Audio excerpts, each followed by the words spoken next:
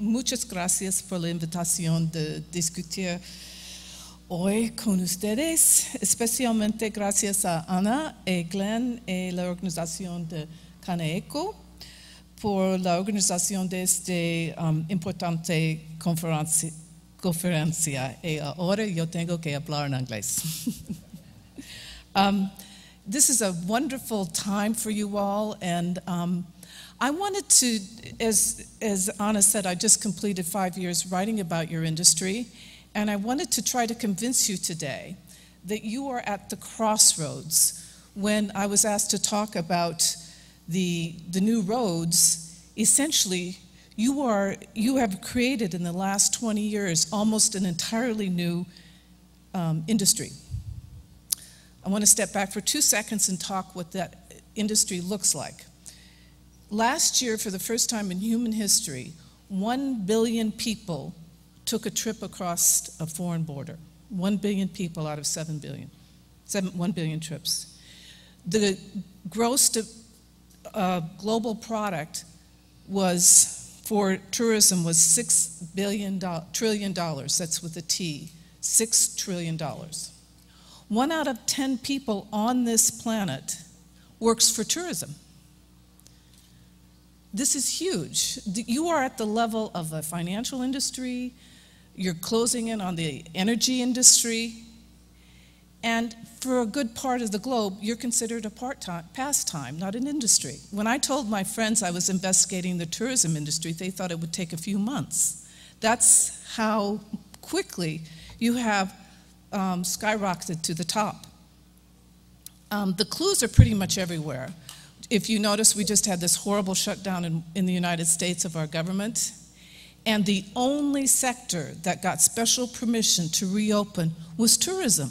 5 states convinced the federal government to let them reopen their national parks because October was such an important tourism time.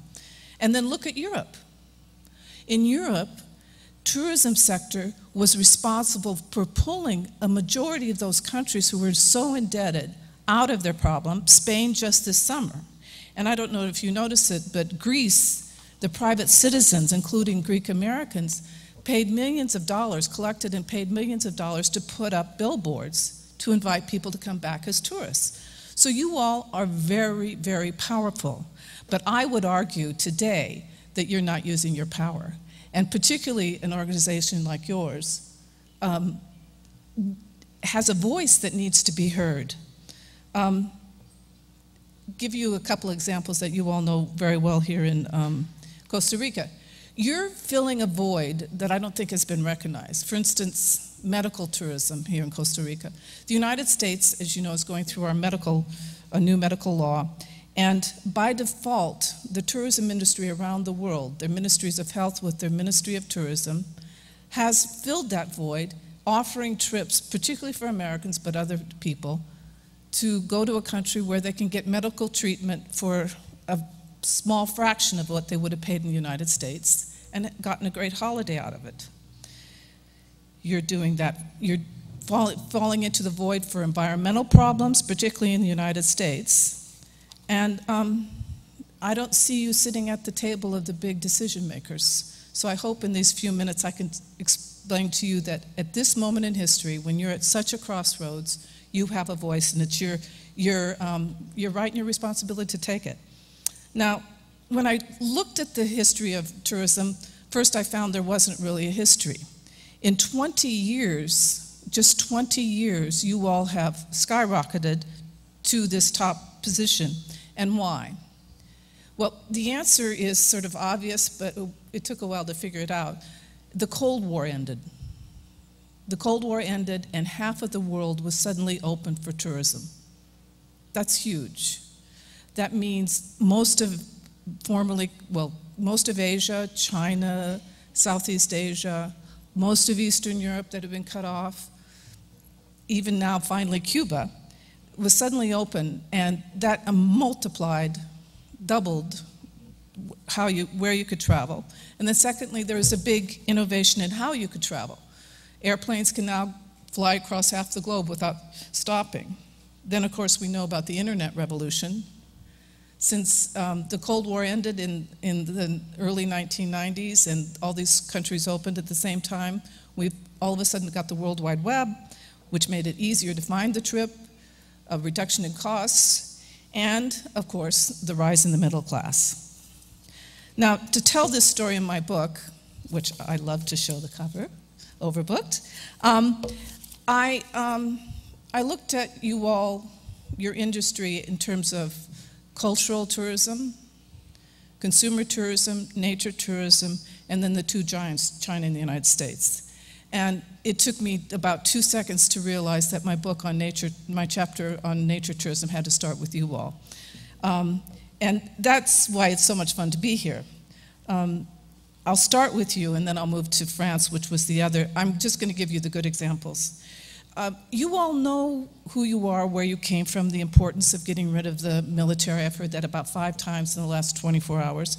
And you all convinced me that good tourism reflects the character of a country.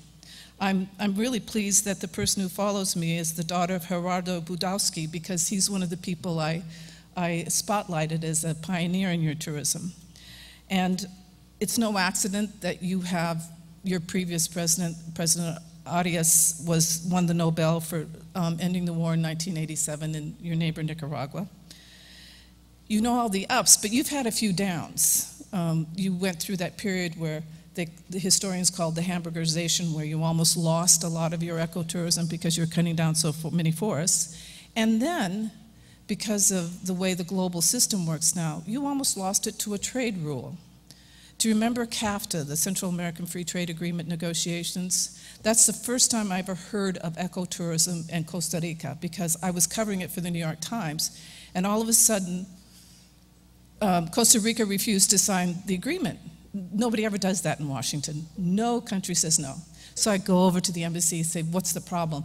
Well, one of the main problems was this trade agreement would have opened up a lot of your preserves to American hotels, and your government said no. And whoa, that told me there was something going on here. And that's where you, with your background, will be able to tell other countries where they need to go and how to go there. France was my other good example, and they are cultural sphere more than natural sphere, but they are leading the way in saying no to the non-sustainable city types of tourism. They're interesting because, like you, their sustainable tourism grew out of their character. They were the first country to have a ministry of culture. What does that have to do with tourism? It sustains the society. They're the first country in the world to have paid vacations, 1930s. What does that have to do? It means people have the ability to travel. And finally, they are bureaucratic enough that they look at tourism as a holistic experience, which is the piece that you all understand. They have a Ministry of Transportation working with the Ministry of Culture, Tourism, Commerce, all to make sure that tourism is bottom up, that a society decides what will work for the society, and that will bring the tourism, not vice versa. So those help explain the oddest thing I found in my research. France is the #1 destination in the world. It's smaller than our state of Texas, yet it draws more people from around the world than big China, big Australia, big the United States, you name the country. And why is that? Because they said tourism will be giving foreigners the experience of France. So all those jokes you hear about the arrogance of the French and how standoffish they are, in fact, that was the guiding principle. And I think I feel the same thing here in Costa Rica, that we are becoming as French as we can. We're not going to be homogeneous where every hotel looks the same and every garden looks the same and every amusement park looks the same. We are going to be as French as we possibly can. And that has made tourism their #1 sector. Now, they don't talk about it much, which is goes back to the sense that tourism still hasn't taken its full position in the world, but tourism drives everything in that country. Go a little further afield, Africa. We have experience in Africa where the tourism sector is going to help reunite African cultures with their game park cultures and help preserve an environmental treasure for the whole planet. I saw there an unusual sight of American philanthropists putting their money into African parks because they feel that the most precious thing left on this planet is wildlife, flora, and fauna. And for instance, I went to Zambia, to a park there, one of the largest parks in the continent, and gorgeous. It was knocked my socks off. It was so amazing.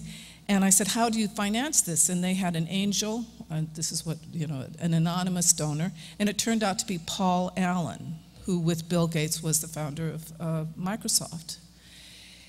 The reason he did that, and another philanthropist named Greg Carr is saving a huge park in Mozambique, is because they say, we have to do more than just save a park, we have to give it life. And tourism, to them, was the answer. Tourism monetizes it, that horrible word that you will hear all the time in the industry, is that tourism gives a chance to earn some money from preserving the planet, and it also brings life so that local populations, local cultures, and local societies can enjoy this. So in Africa, I saw this working with governments, working with local communities to try to find the balance. It's very hard, and it's really easy to give up. And I also met some people who gave up a lot. But within that structure, you find nature and culture working well. It doesn't always work well. And even though this is a very uplifting conference, I have to mention a couple of things where it doesn't work well at all.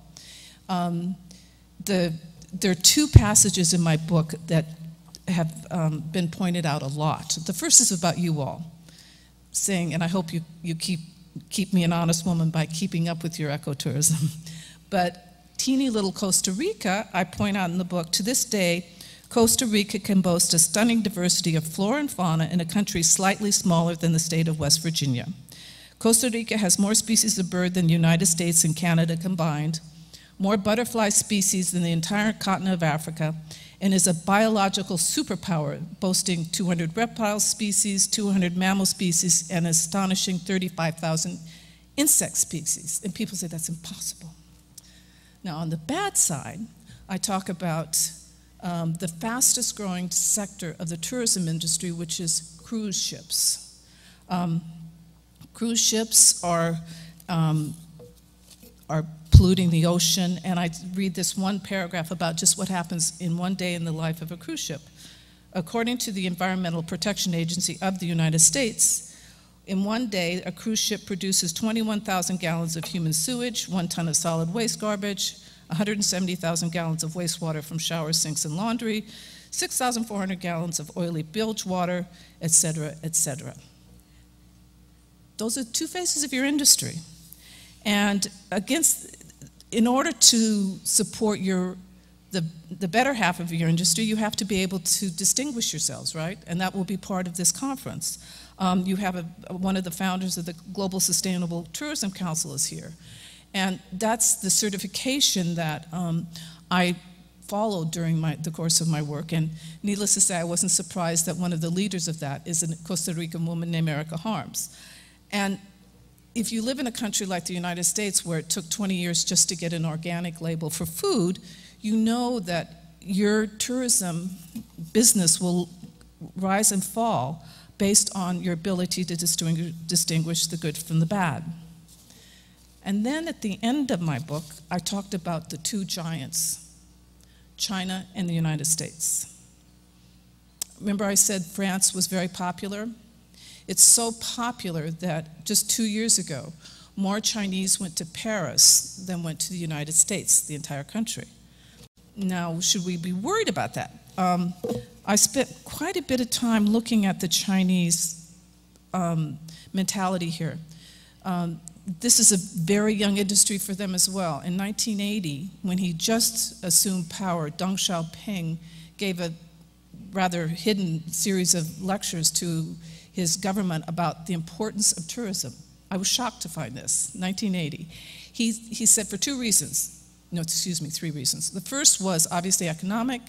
He saw it from China, that this was going to be an economic force in the 21st century. He said for public diplomacy, China's reputation was such that if you treated people well, brought them to your country, you turn them into diplomats. And then third was the environment. He said, well, maybe if we care about how we look to the tourists, we won't make all the mistakes that the other countries did as they industrialized. We know he fell apart on that last one, but because a week doesn't go by that we don't read about the smog and the horrible health problems. But he was not completely off the wall about the importance of public diplomacy, because nowadays, where people don't read history the way they used to, and maybe they don't read the news quite as carefully as they used to, they certainly travel a lot, as I just said. And I was amazed in doing my research at how every kind of tourist was blown apart by the tourism system that's being set up in China. And you have a fabulous woman who's going to be speaking to you later this week, who I profile, in fact, in my book, Mei Zong, where the government has created a whole cadre of tour guides with all the wonderful things to say about China, and no matter what country, what economic status, they were terribly convincing. And the Chinese have, with that very strong discipline focus of theirs, created a whole new cast of millions of people who like their country based on their tourism trip. Soon they're going to be the biggest number of tourists around the world. They're going to be Chinese. I must say that I looked on the latest list of the places they visit. There wasn't a single country for Central South America. Now, I don't know how much you want, because one of the biggest problems of tourism nowadays is being overrun, which is one of the reasons I named the book Overbooked. But they're a force, and I think it's time for you to decide, who do we want to come, and how do we bring the kind of tourists we do? I know that this is going to be a big part of the conference. The next giant is my country, the United States. And as usual, we are the exception. We do everything differently than other countries. Just as tourism was taking off, the big political debate you still see in the United States between the Republicans who want to diminish the government, the Democrats who want to make a more governmental, full approach to problems, had their first big divide. It was over tourism, of all things. Tourism. Newt Gingrich, who was the head of the Republican Party in Congress then, in the House, said, less government, let's get rid of our role in tourism. Why they chose that, who knows? But as a result, while the rest of the world took off with tourism, we had the flattest decade we ever had. Then we had the horrible attacks of 9/11, and maybe we went a little too far on our security measures with tough visas and tough border. And as a result, we're now just looking up and saying, what have we missed? And this is where I think the industry can have a voice and say, we're filling the void. I've been around the United States, and it's the local tourism group that will step in and say, help with urban renewal along a river in Rhode Island, in a place like Charleston, South Carolina, organized to prevent that great port city from being overrun with tourists from cruise ships. And that's the final thing I'd like to leave with you. Your problem is success. Your problem is, how do all these people come and visit you and leave your place not just as good as they found it, but hopefully better? As your 3 Ps say, planet, peace, people. And you can't make those big decisions if you're not sitting at the table at your own country, your regional level, your national level, and the international level. At climate change, where is the tourism representative? I hope, thanks to this conference, you are going to be there at all these important conferences, and you're going to make sure that tourism takes its seat where it belongs, right in the heart of global development. Thank you.